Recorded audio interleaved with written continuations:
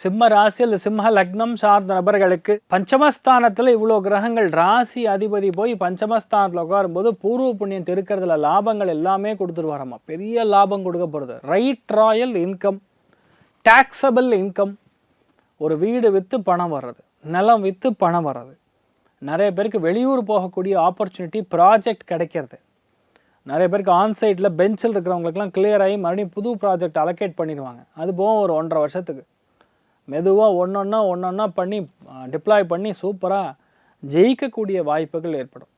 மன சந்தோஷம் அதிகமாக இருக்கக்கூடிய வாய்ப்புகள் ஏற்படும். எதுவாக இருந்தாலும் சரி, எந்த ஒரு ரிலேஷன்ஷிப்பாக இருந்தாலும் சரி, அந்த தூரமாக அந்த லெவலில் வச்சுக்கிற அளவுக்கு நல்லாயிருக்கும். பக்கத்தில் வரும்போது ரொம்ப டேமேஜ் ஆகும்.